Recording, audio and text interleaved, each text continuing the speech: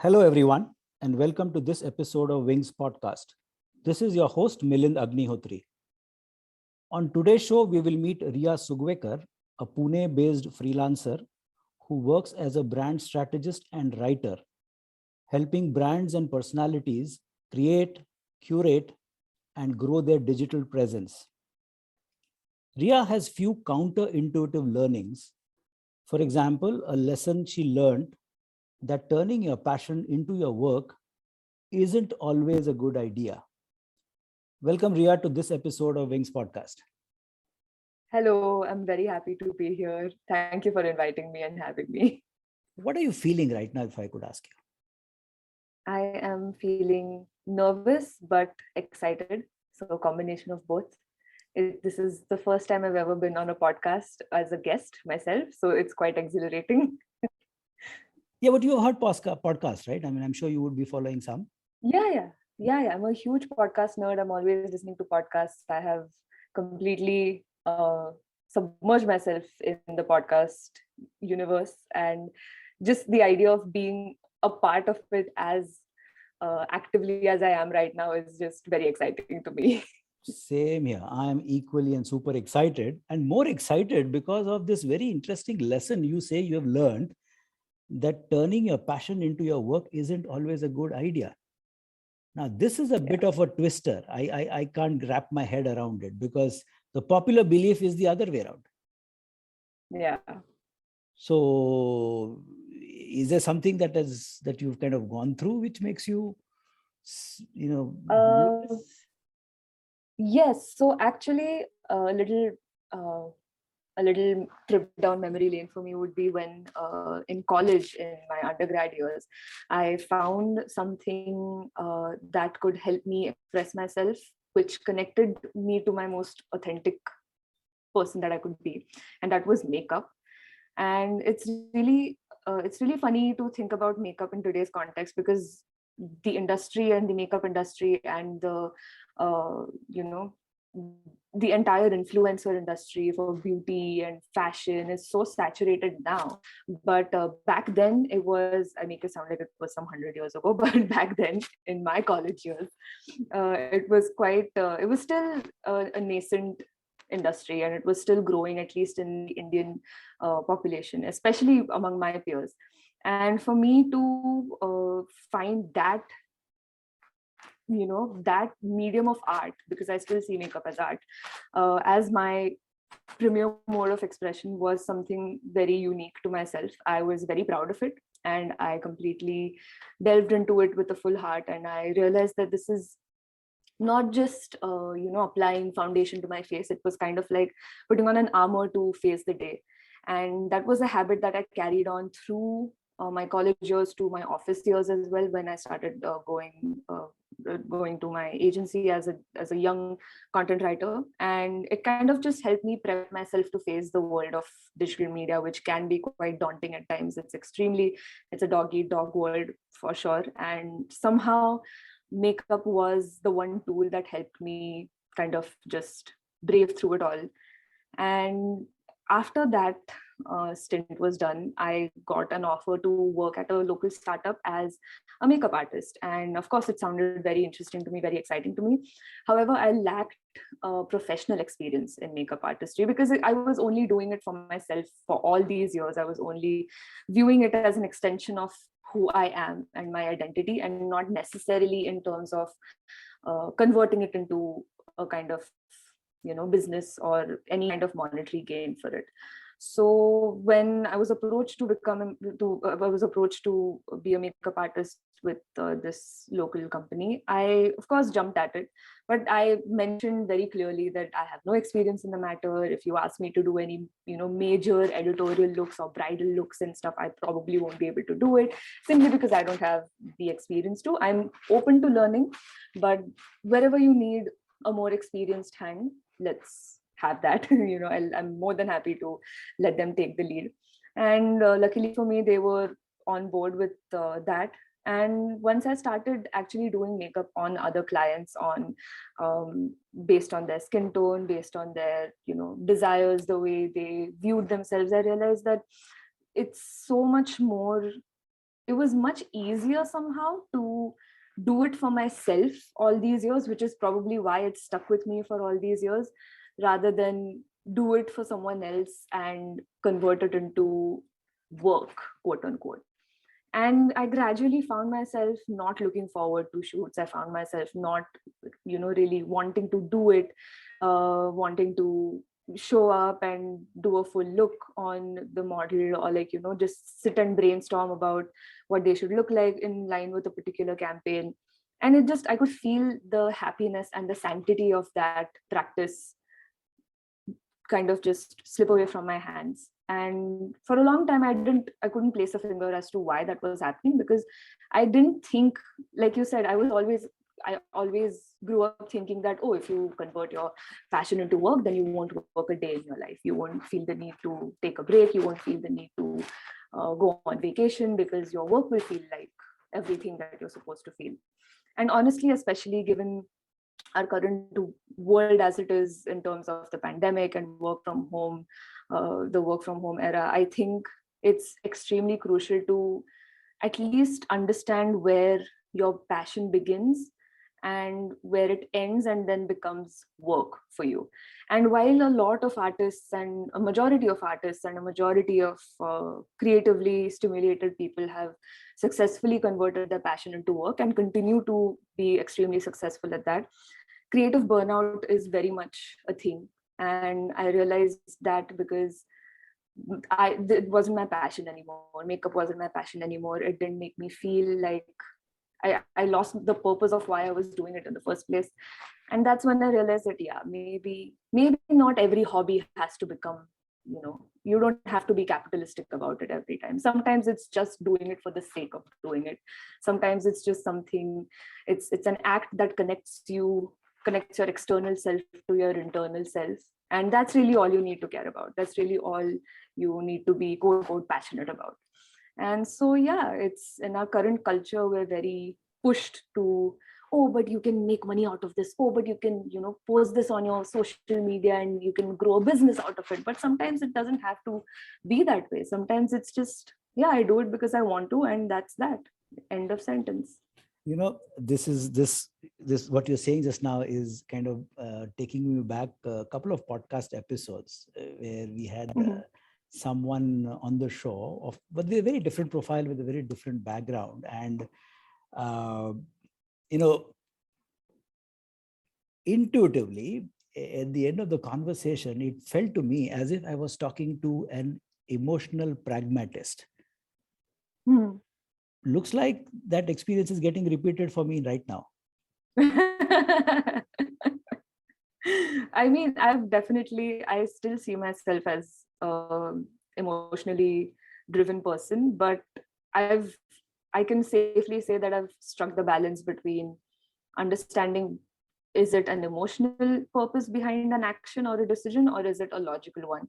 Or if it needs to be either or, if it's an imbalance and it's something that I need to balance out, then I really need to sit with myself and see what's really driving. But Rhea, tell me, isn't it true? At least it is for me that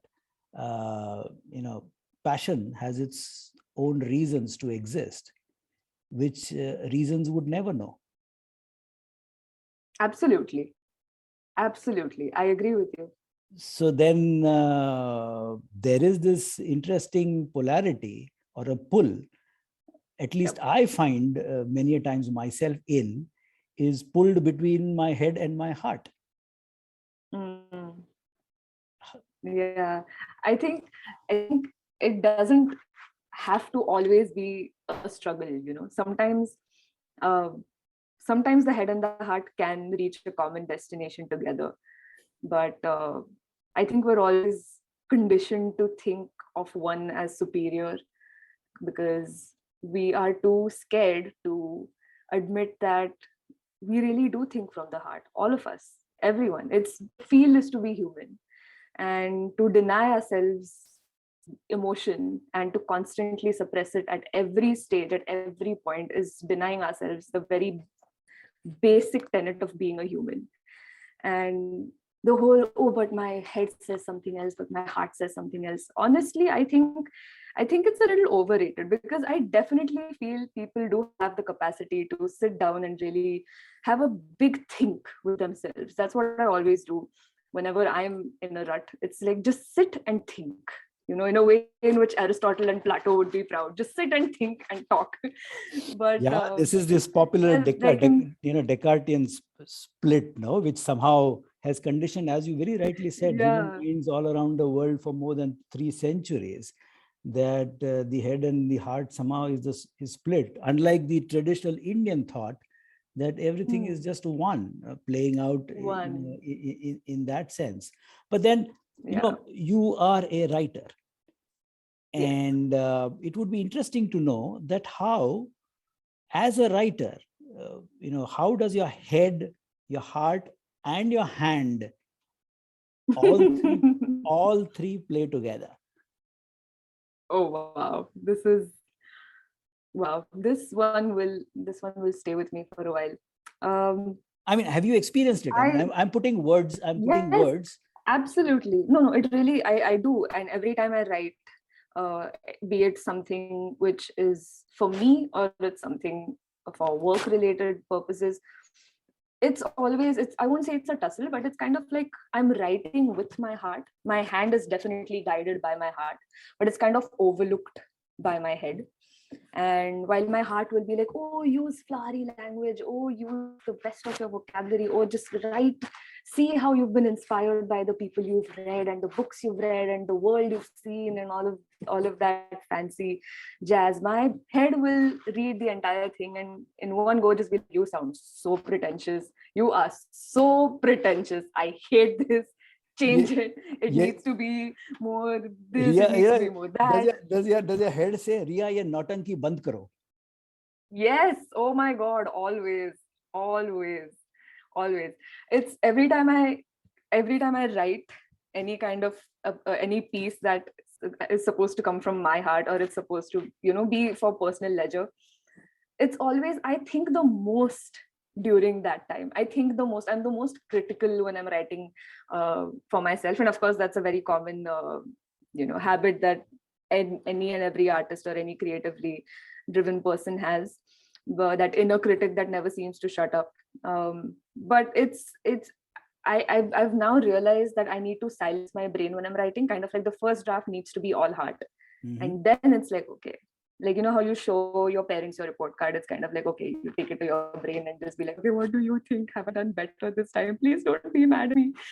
But it's truly a practice in being kinder to yourself, and it's something that I'm trying to get better at every day. But of course, there are times when my brain will just tell me to sit down and have a sleep over it and just wake up the next day and then have a look at it again and then rewrite. That's just me being nice about it.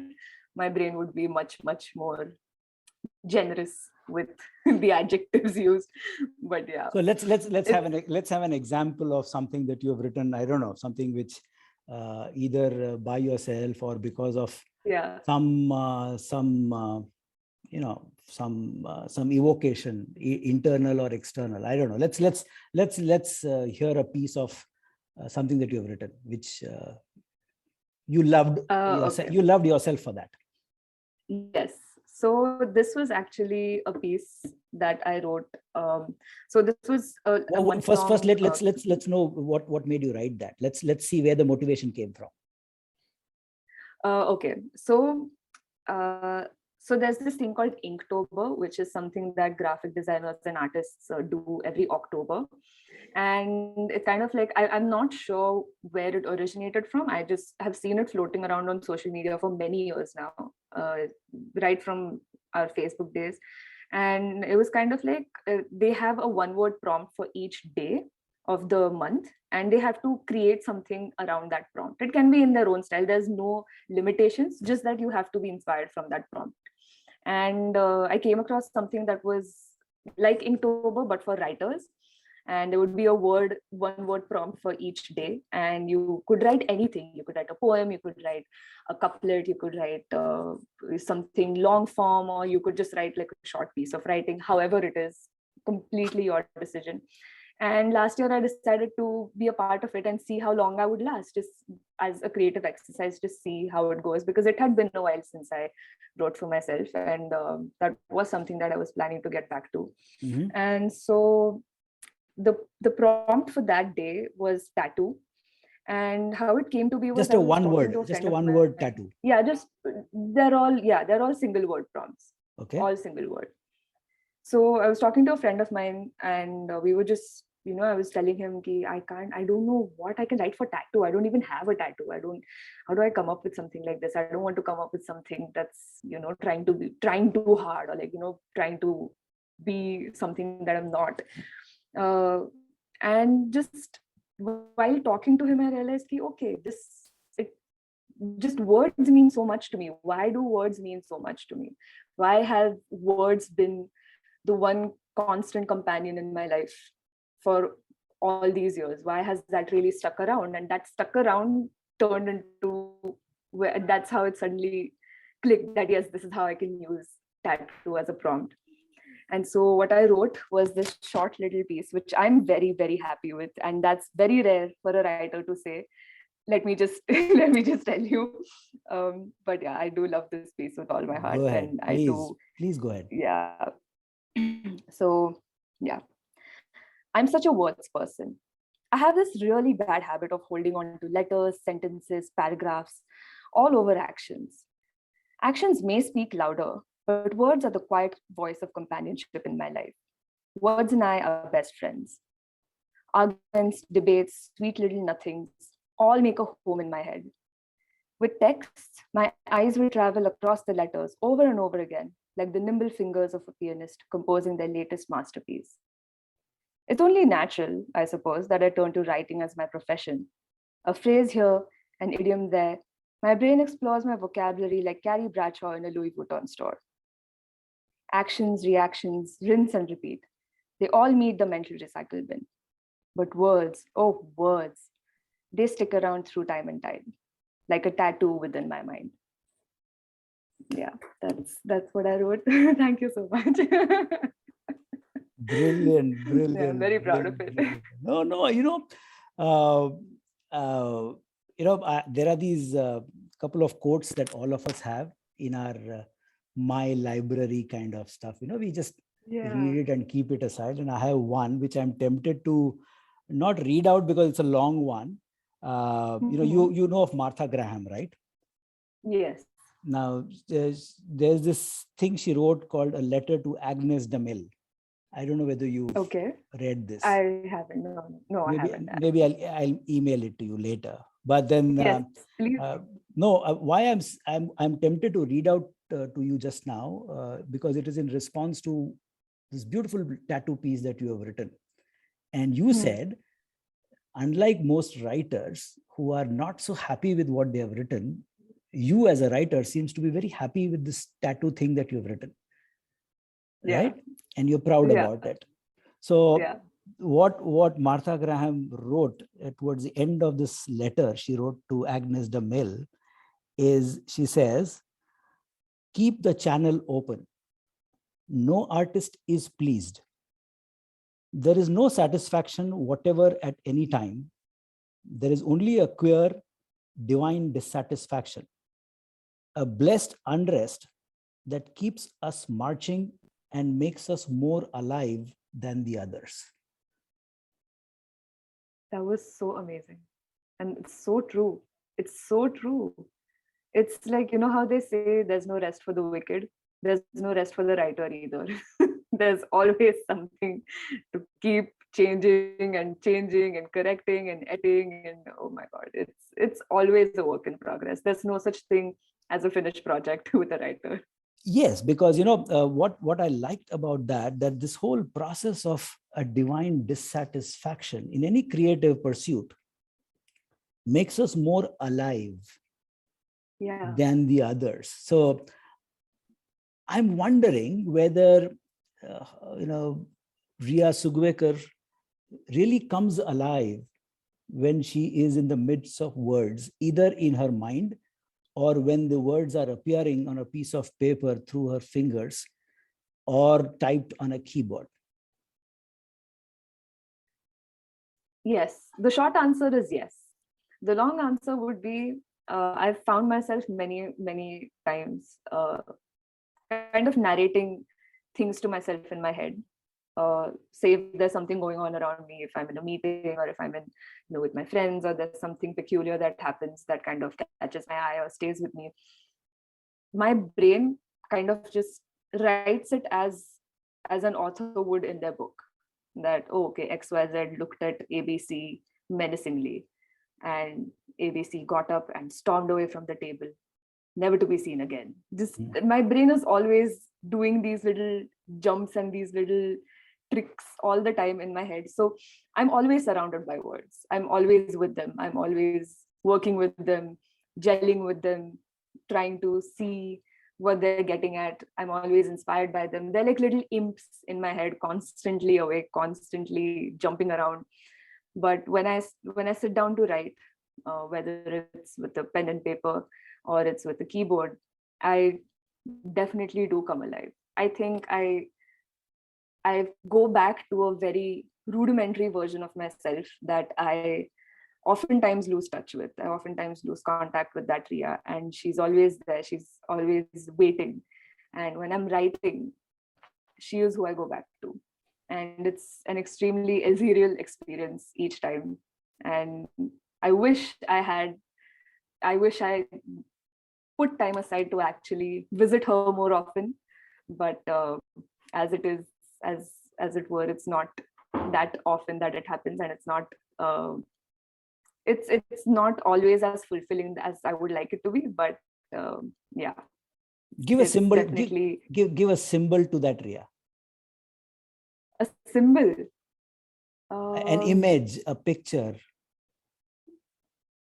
or a word, or a set of words.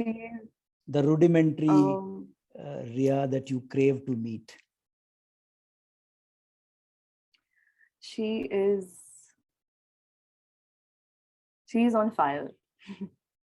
That's what I would say. When I think of her as we speak right now, she is someone who sits at the table with sparks coming from her fingers, with sparks flying in her eyes, with electricity buzzing everywhere. And it's just this creative fire that's always burning. And yeah, so I would say she's on fire. You know the song from Celine Dion called I'm Alive? Have you heard that? Yes.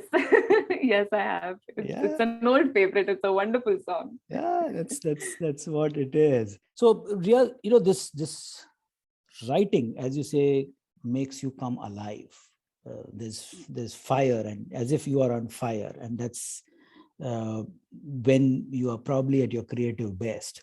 But then as a professional, you have to, I would like to believe, marry the writer with the brand strategist in you. And yes. So how do these two identities complement or contrast with each other and make you do what you do, which is helping your clients create, curate, and grow their digital presence? So, and this is something I realized when I was working at the agency. I'm an extremely visual person. I will remember visuals more than I will remember everything else around it, or any audio, or any. My experiences in life have largely been visual, the way I remember them. And what I realized was when I had to work on large campaigns, or like really, large scale campaigns that spanned over a month and things like that, or even something that, every once in a while you get a campaign, or like you get a project that really, tickles your creative taste buds, and you really want to get your hands on it and just kind of sink your teeth in and just really see how it can be ideated, how it can be, how can it be fleshed out, materialized, and executed, and everything. And during such campaigns, I realized that I will always think of the branding of the thing more than the words. I will think of how it looks like. I will think of what kind of colors we'll use, the mood board, the color palette, the imagery, references, everything. I will piece together what it should look like visually first. And ironically, this is where words come the very last, at the very end.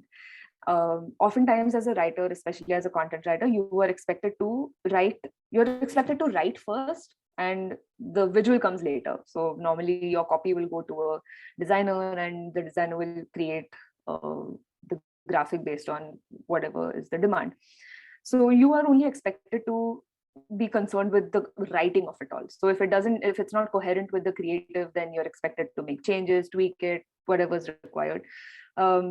But for me, oftentimes I found myself going over to the designer's bay and talking with my designer and really sitting and discussing how we can, flesh out this campaign or flesh out these graphics in a way that are in sync with the brand identity, but at the same time, on the path of achieving what their campaign wants to achieve as its end goal. And he would always tell me that, you're one of the very few writers who comes and sits next to me for so long. Why do you do that? Because you're a writer. We don't expect you to do this. But it's a very, I think it's a two-step process wherein when you can see what you're creating, words come naturally to you. You automatically, at least to me, when I see it happening, when I see it in process, my brain automatically comprehends it through the words that I will eventually use as copy. So that is how I realized once I freelanced, once I started delving into freelancing and really finding my footing as a brand strategist, that I would rather prefer myself to be called as a strategist rather than just a content writer, because writing is honestly just one part of strategy. It's just another,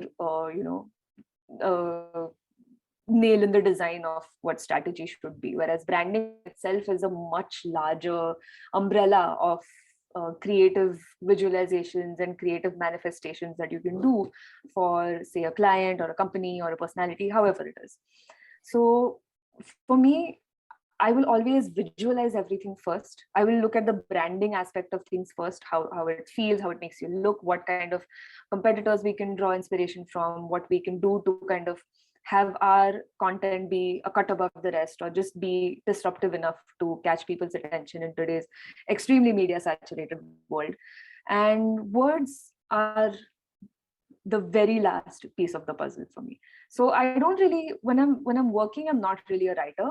When I'm working, I'm more of a strategist than I am a writer. I just happen to be a writer when I'm working. So as a professional in doing what you're doing, would it be fair to say that the writer in you, which essentially makes you come alive, is actually in service of the strategist who is actually leading the game for you? Yes, absolutely, for sure.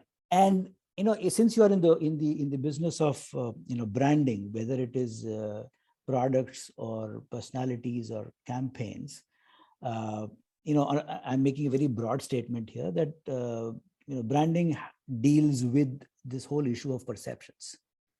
And in many ways, they say perception is reality.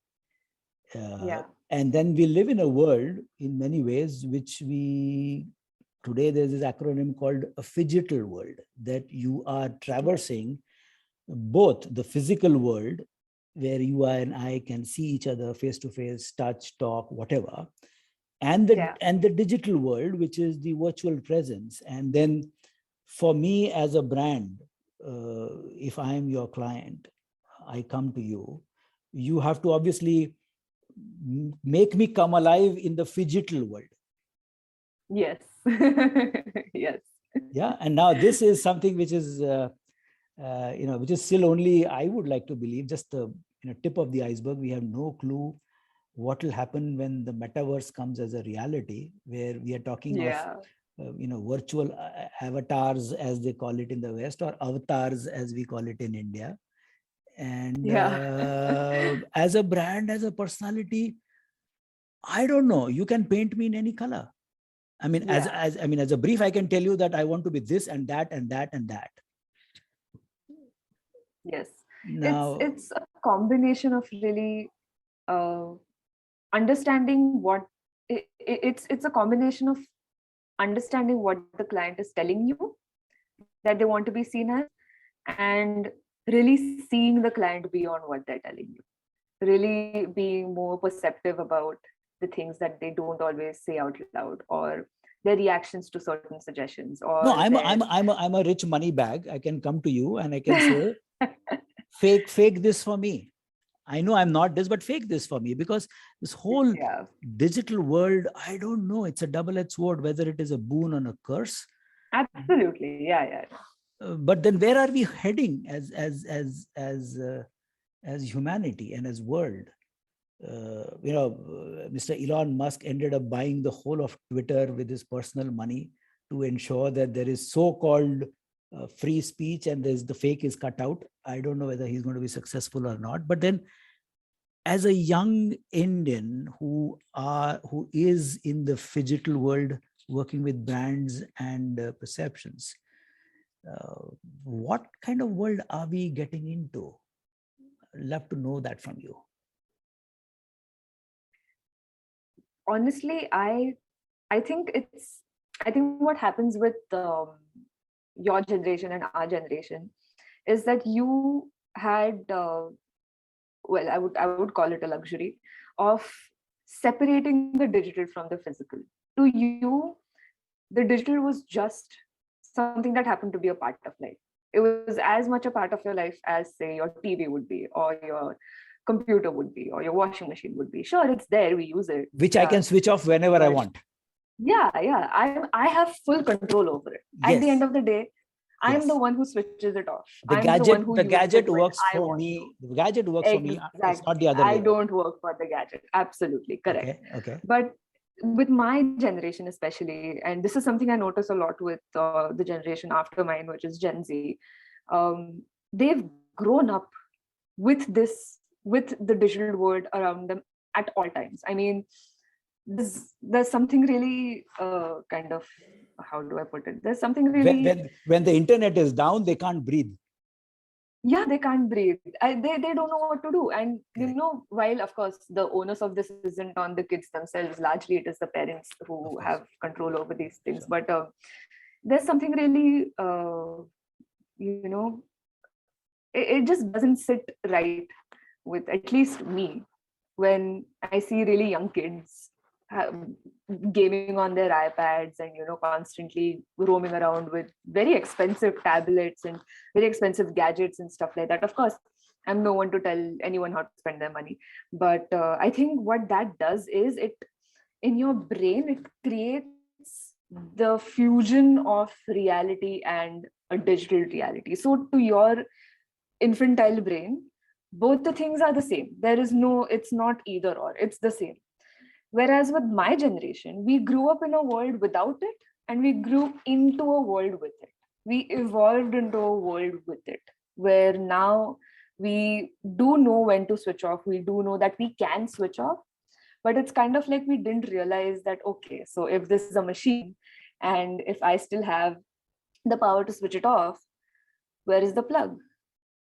Where's the machine? Where is the switch? We don't know. It's still on. We can feel that it's buzzing. We know that we have one foot in reality and one foot in the digital world, but where does it begin and where do we switch it off? Because somewhere along the way, while we were growing up, we lost that connection. We lost that, line that your generation could very easily traverse between reality and digital reality. So now I think, going ahead, honestly, there's really it's a very wide horizon for what could happen. The sky's the limit, in a good way and a bad way. It's really just a wait and watch.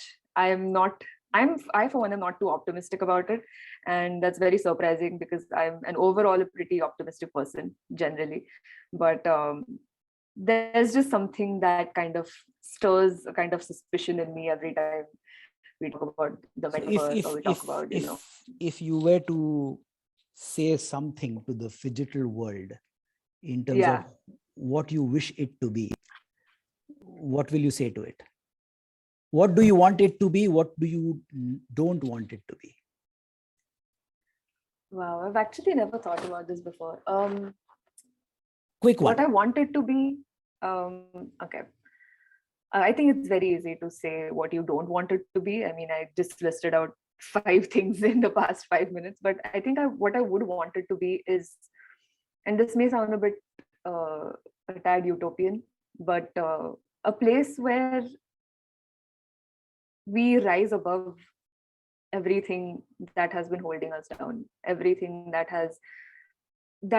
had the potential to shape the race of human beings as one of the greatest, but we ended up becoming one of the worst thanks to our own ego. But maybe the digital reality can be a place where we get to reclaim our identity, we get to reclaim what is lost, we get to be our true selves by picking and choosing what we can show and what we don't want to show. I know it's a very ambiguous answer, largely because like I said, I haven't given it much thought, because the thought of it honestly is very scary to me. But I think if digital reality were ever to become, reality, I think it could be a place where it has the potential to be a place where we can actually realize that, okay, our connections as human beings far surpasses our Wi-Fi connection.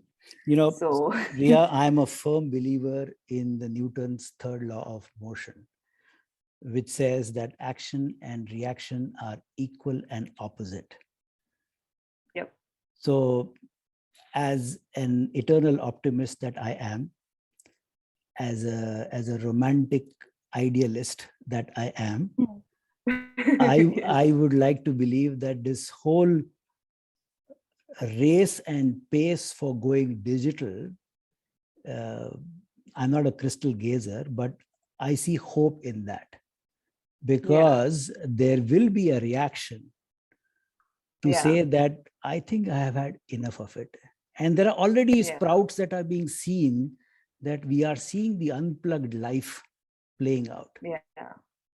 And the very fact that films like Nomadland gets rare reviews that it does tell you that people are wanting to go back to the good old human connection and face-to-face chai pe charcha, unlike the little chats that we have on IMs or whatever.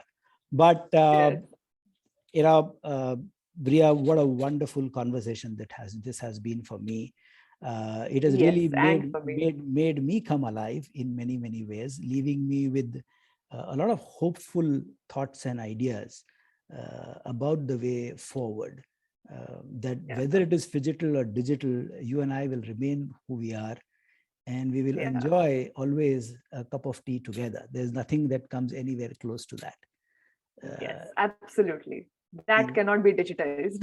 Absolutely. And in whichever way you do, the ice cream will only taste ice cream when you actually have it, and not a digital avatar. Well said. So Rhea, as we end this conversation, just let's hear from you quickly. How has these last 35, 40 minutes been for you? What are you saying to yourself right now? I am trying not to think too much about it and end up badgering myself into believing that you weren't that great. You sounded absolutely generic, and there was nothing of nuance that you contributed to the topic. But oftentimes what I've realized is a good idea to do during times like these is just not think about it. So I'm not thinking about how I was, or how I presented, or how I... No, what are you feeling right now? How it's not about... what I'm feeling. It's not being judge about anything. We are not trying to, sit on a... Of course. It's always the little judge sitting in your own head that's the worst. But the past 35, 40 minutes have been one of the most positively enriching experiences I've had recently. And I will remember this for a long time to come. And I hope that this is the first of many conversations we have.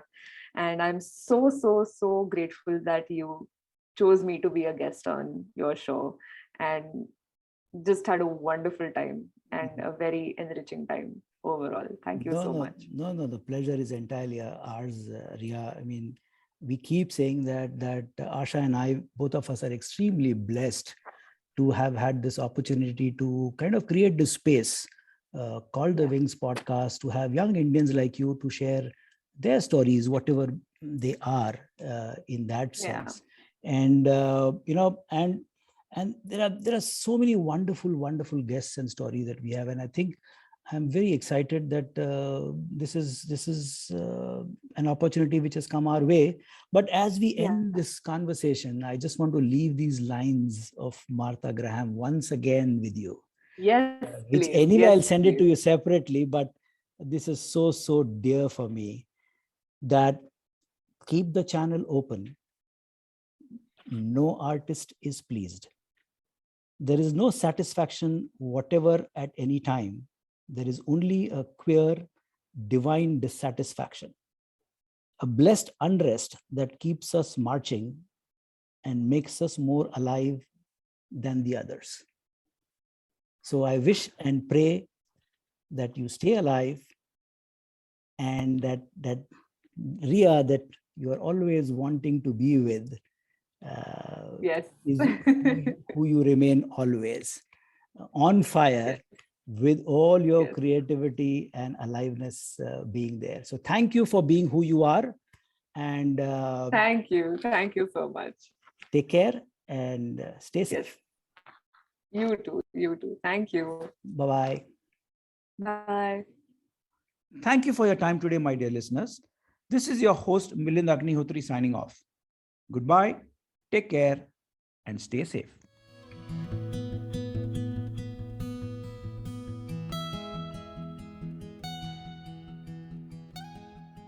This podcast is for general information purposes only and should not be considered as a piece of any professional advice.